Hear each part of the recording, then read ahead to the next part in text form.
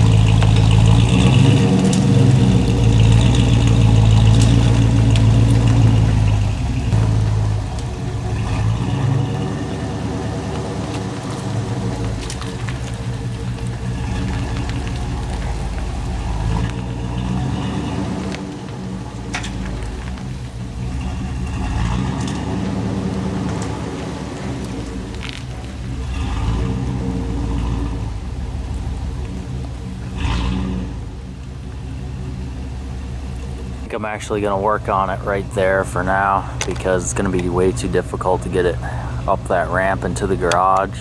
I don't have anybody available right now to help me steer it in there, so I'll probably pull the engine out right there and then get the engine in the garage at least to start tearing it down, see if it's worth rebuilding. I have a side-by-side in there I'm working on right now, so I can't really get the car in there anyway and block the side-by-side in. I got to be able to get that out within the next week or so. So this is a 1967 327, which, you know, makes about 200 horsepower. It's not the 1962 desirable one that makes like 365 horsepower. But my goal is to pull it out and see if it's worth rebuilding. It might not be. It's been sitting around with no exhaust or oil cap on it for years and years. But we're going to take it apart, and I'm going to take you guys along with me. We're going to see what it looks like inside. Even if it's junk, it'll be fun to see what it looks like in there. I'm hoping it'll be salvageable and I'll be able to use it. My plan with this car is to put it back on the road as cheaply as possible. I'm not going to be throwing an LS in this thing.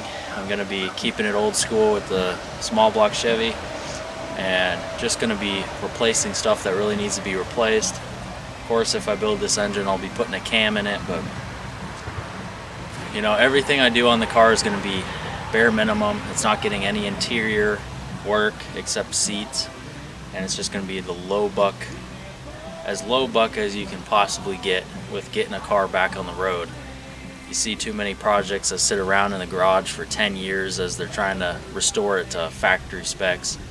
I'm not into all that. I like to get things done, get it back on the road. Don't get it right, just get it running. There it is. Obviously it's got an old oil bath air filter on it that doesn't go with it. Well, it might have been on the original engine. It was a V8 car, so it would have had the 283 in it, I believe. It's got the Quadrajet on it. Now, I do like the Quadrajet. Every vehicle I've had that had a Quadrajet on it was pretty decent carburetor. They're just hard to tune. I don't know if I'll be keeping it on this thing or going with an Edelbrock, just because of simplicity. I kind of like the simplicity of the Edelbrock to tune. Let me know what you guys think. Should I keep this on there for daily driver performance, or should I just go with an Edelbrock? I want to hear what you guys think about it. It's been a while since I've messed with carburetors. I had one in the 84 Chevy, but pulled that engine out to put a 5.3 LS in it.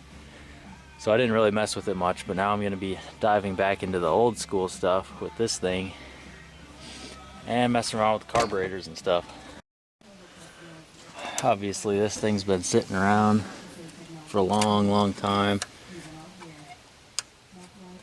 It's all rusty, and that one might be junk. I might have to, if I do go with the Quadrajet, I might have to get another one to use as a core to rebuild.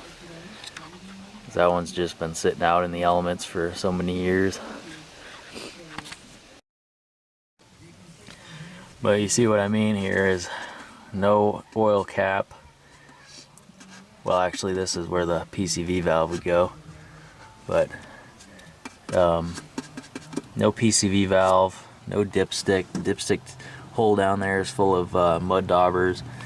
No exhaust. So I don't know if this thing's any good, but we're gonna check it out. Chrome valve covers are decent on it. Probably run with those. Still got old school points ignition system on it.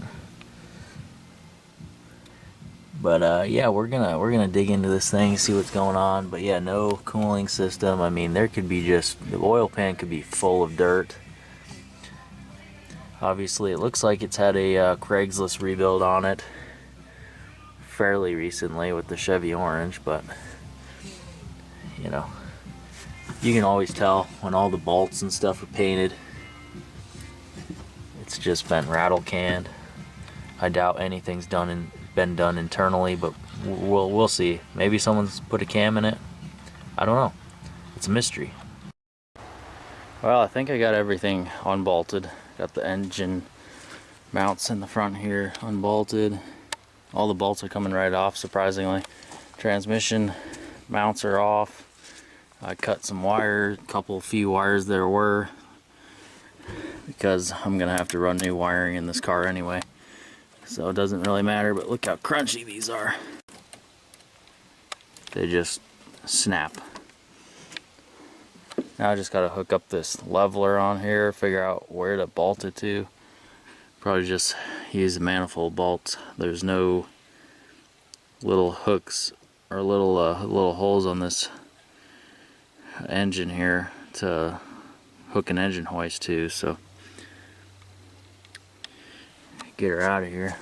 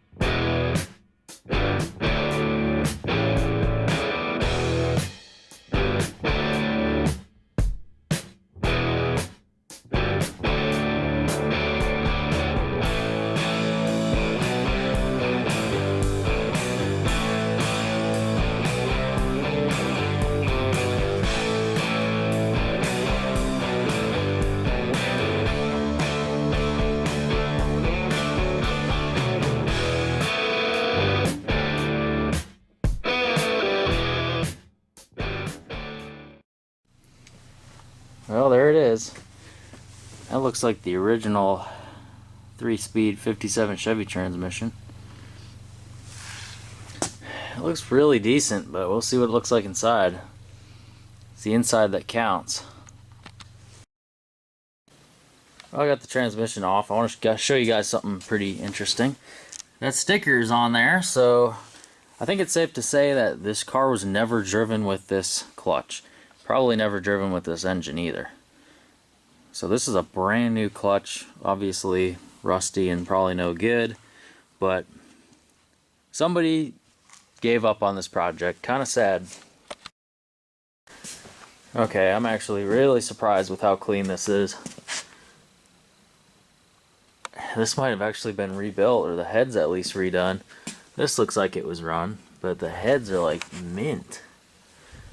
This might be a good one. Definitely not what I was expecting.